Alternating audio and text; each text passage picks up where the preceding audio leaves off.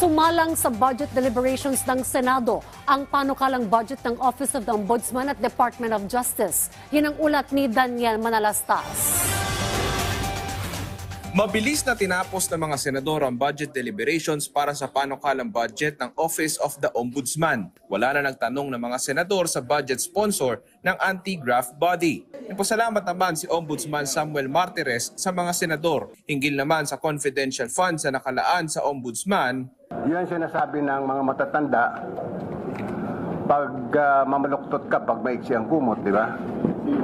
So dito siguro, gagamitin na lang namin yung charm, daan mo sa ngiti, baka naman matulungan ka ng iba, idaan mo sa pagmamarites. In fact, I'll be honest with you, kung minsan nakakapulot ako ng mga informasyon dahil sa inyo eh. And with that, all I have to do is to validate the information that I got from members of the press. Sa pagsalang naman ng budget ng Department of Justice, inungkat din ng ilang senador ang confidential funds, kung saan lumabas sa deliberasyon na tila bumaba ang CF ng DOJ. 2023 GAA po. How much was the CF for the secretary? 526, Your Honor.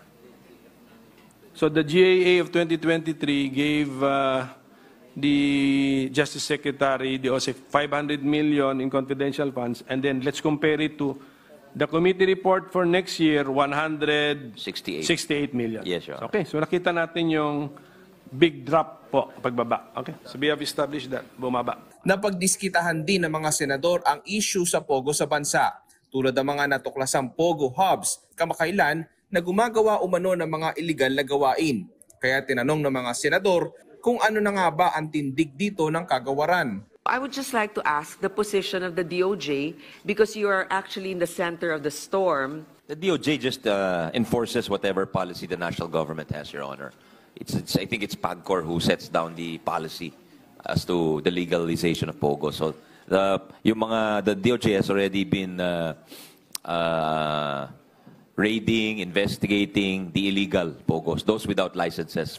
Si Senator Raffy Tulfo nais ding matiyak ang pondo para sa National Bureau of Investigation.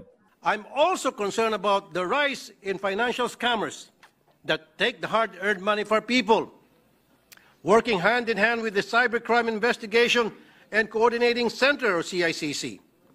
I implore upon the NBI to put stop to these operations. Ilan pa sa nakapilang kagawaran at ahensya na inaasahan tatalakayin din sa plenaryo ng Senado ay ang panukalang budget ng Department of Health, Department of Human Settlements and Urban Development, Commission on Human Rights at marami pang iba. Nanawagan si Senator Bongo na pabilisin ang pag-release ng di pa bayad na health emergency allowance para sa mga healthcare workers.